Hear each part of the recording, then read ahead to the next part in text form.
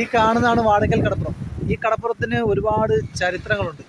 1972 23 പേര് പോയി മരിച്ച, ഓഗസ്റ്റ് 23 തീയതി 23 പേര് പോയി മരണപ്പെട്ട ഒരു കടപ്പുറമാണിത്. ഇതെന്ന് പറഞ്ഞാൽ വാടക്കൽ ദുരന്തം എന്ന് പറഞ്ഞാൽ നമുക്ക് ഗൂഗിളിൽ സെർച്ച് ചെയ്ത് അറിയാൻ പറ്റും, നമുക്ക് കാണാൻ പറ്റും, അതിൻ്റെ ചരിത്ര രേഖകളും ഉണ്ട്. ഇവിടെ വാടക്കൽ ദുരന്തം എന്ന പേരിൽ ഒരു കുരിശടി സ്ഥാപിതമായിട്ടുണ്ട്. അന്ന് 23 പേരോളം പോയി ഇവിടുന്ന് വെളുപ്പിന് 3 മണിക്ക് ഇവിടുന്ന് ചൂണ്ടയ്ക്ക് പോയ ആളുകൾ പലരും കാറ്റും കോളും കാരണത്താൽ കുറേ പേര് രക്ഷപ്പെട്ട് തിരിച്ചു വന്നു. അതിൽ 23 പേര് പോയി വളരെ വളരെ വലിയൊരു വേദനാജനകമായ ഒരു ദുരന്തം നടന്ന സ്ഥലമാണ് വാടക്കൽ ദുരന്തം എന്ന് പറയുന്നത്. അത് സംഭവിച്ച സ്ഥലമാണ് നമ്മളിപ്പോൾ നിൽക്കുന്നത്, ഈ കാണുന്നത്.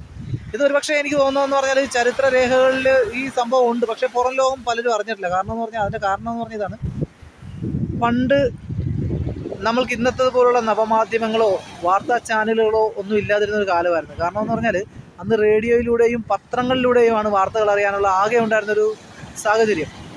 അന്ന് അതിന് ഒരുപാട് ലിമിറ്റ് ഉണ്ടായിരുന്നു. കാരണം എന്ന് പറഞ്ഞാൽ 15 മിനിറ്റോ അല്ലെങ്കിൽ 1 മണിക്കൂറോ ഉള്ള വാർത്തകളിൽ നമ്മളുടെ കേരളത്തിലെയും അതുപോലെ തന്നെ നമ്മുടെ ഇന്ത്യയിലെ ലോകത്തിലെ തന്നെ വാർത്തകളെല്ലാം ഉൾപ്പെടുത്തേണ്ടത് കൊണ്ട് എല്ലാ വാർത്തകൾക്കും ഒരു പരിമിതി ഉണ്ടായിരുന്നു. അതുകൊണ്ട് തന്നെ ഒരുപക്ഷെ ഈ വാർത്തയെക്കുറിച്ച്, ഈ വാടക്കൽ ദുരന്തം എന്ന് പറയുന്ന വാർത്തയെക്കുറിച്ച് ആളുകൾ കേട്ടിട്ടുണ്ടാവുമെങ്കിലും ഓർമ്മ നിൽക്കാൻ ചാൻസ് ഇല്ല.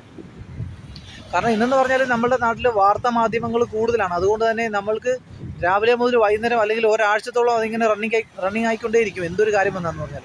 അതുകൊണ്ട് ജനങ്ങളുടെ മനസ്സിൽ അത് പതിഞ്ഞിരിക്കും.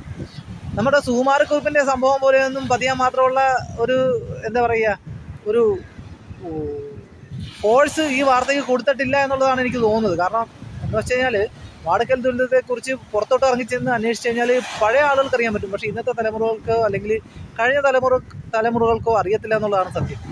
ഇപ്പോൾ ഈ വാടക്കൽ ദുരന്തത്തെക്കുറിച്ച് പറയാനാണെന്നുണ്ടെങ്കിൽ നമ്മുടെ വെളുപ്പിന് 3 മണിക്ക് ഇവിടുന്ന് ചെറുവഞ്ചികളിൽ ചൂണ്ടയ്ക്ക് പോയ ആളുകളാണ്. അവർ ചൂണ്ടയ്ക്ക് പോകുന്ന സമയം എന്ന് പറഞ്ഞാൽ ഈ സമയത്താണ് സാധാരണ പോകുന്നത്. കാരണം എന്ന് പറഞ്ഞാൽ ആ സമയത്ത് പോയാലേ മത്സ്യം നമുക്ക് കിട്ടുകയുള്ളൂ. അതും വലിയ മത്സ്യത്തിന് വേണ്ടിയാണ് ചൂണ്ടയ്ക്ക് പോകുന്നത്. ചെറിയ മത്സ്യങ്ങളെ നമുക്ക് വലയിട്ട് പിടിക്കാൻ പറ്റും, പക്ഷേ വലിയ മത്സ്യങ്ങൾക്ക് നമ്മൾ ചൂണ്ടയിട്ടാൽ മാത്രമേ വലിയ മത്സ്യം കിട്ടുകയുള്ളൂ. അതും പുറംകടലിൽ പോകണം.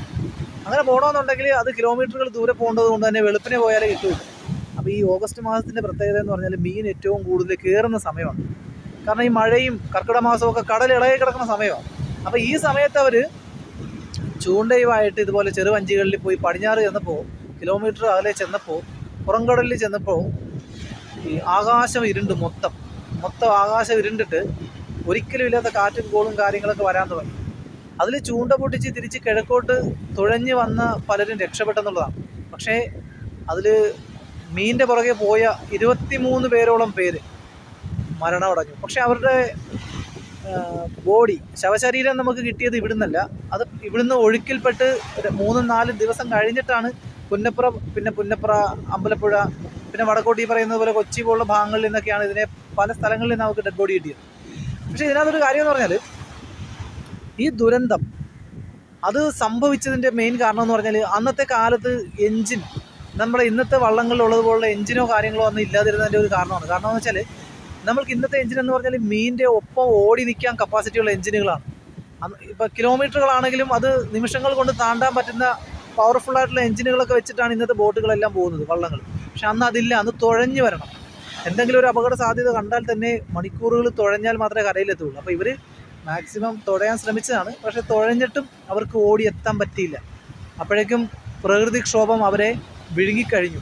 പക്ഷേ ഇതിനകത്ത് മറ്റൊരു കൗതുകം എന്ന് പറഞ്ഞാൽ പല കുടുംബങ്ങളിൽ നിന്നും ആളുകൾ ഒഴുക്കിപ്പെട്ട് പോയി രക്ഷപ്പെട്ടവർക്ക് വേണ്ടിയും ഇവിടെ മരണാനന്തര ചടങ്ങുകൾ നടത്തിയെന്നുള്ളതാണ്. അതായത് അന്ന് ഇവിടുന്ന് ഒഴുക്കിൽപ്പെട്ട് രക്ഷപ്പെട്ടവർ പലരും കൊല്ലത്തും കൊച്ചിയിലൊക്കെ പോയി അടിഞ്ഞവരുണ്ട്, ശ്രീലങ്ക വരെ പോയി അടിഞ്ഞവരുണ്ട്.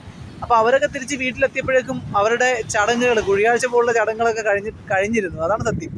അപ്പോൾ ശരിക്കും പറഞ്ഞാൽ തിരിച്ചു വന്നവർ ലോട്ടറി അടിച്ചെന്നുള്ള രീതിയിലായിരുന്നു. കാരണം അവരുടെ വീട്ടുകാർക്ക് നഷ്ടപ്പെട്ടെന്ന് ആളെ തിരിച്ച് കിട്ടിയെന്നുള്ളൊരവസ്ഥയായിരുന്നു. അങ്ങനെ പോയിട്ട് തിരിച്ചു വന്ന പല ആളുകളും ഇപ്പോഴും എനിക്ക് നേരിട്ടറിയാം, അവരിവിടെ ഉണ്ട്. ശരിക്കും പറഞ്ഞാൽ ഈ കടപ്പുറം, ഇപ്പോൾ നമ്മൾ കാണുന്ന ഈ കടപ്പുറം എന്ന് പറഞ്ഞാൽ, വാടക്കൽ കടപ്പുറം എന്ന് പറഞ്ഞാൽ വളരെ വളരെ വളരെ ഫേമസ് ആണ്. ഒരുപക്ഷെ ഈ ചരിത്രം ആരും അറിയാതെ പോയതിൻ്റെ പിന്നിലെ കാര്യം എന്ന് പറഞ്ഞാൽ അത് ഇത് തന്നെയാണ്. അന്നത്തെ കാലഘട്ടത്തിൻ്റെ ഒരു പോരായ്മയാണ്. അപ്പോൾ ഞാൻ എന്നെക്കൊണ്ട് പറ്റുന്ന രീതിയിൽ ഞാൻ ഇതിനെക്കുറിച്ച് എക്സ്പ്ലെയിൻ ചെയ്തിട്ടുണ്ട്. വെച്ചാൽ ഇത് നമ്മൾ അറിഞ്ഞിരിക്കേണ്ട, ഇങ്ങനെയുള്ള ചെറിയ കാര്യങ്ങൾ നമ്മൾ അറിഞ്ഞിരിക്കേണ്ടതാണ്. അപ്പോൾ അതുകൊണ്ട് ഞാനിവിടെ വന്ന് ഇങ്ങനൊരു വീഡിയോ ഇട്ടെന്നുള്ളതാണ്. അപ്പോൾ നിങ്ങൾക്ക് വീഡിയോ ഇഷ്ടപ്പെട്ടെങ്കിൽ ലൈക്ക് ചെയ്യുക. അപ്പോൾ കടപ്പുറത്തെ ഒന്നുകൂടെ വന്ന് കണ്ടോ കേട്ടോ, കടൽ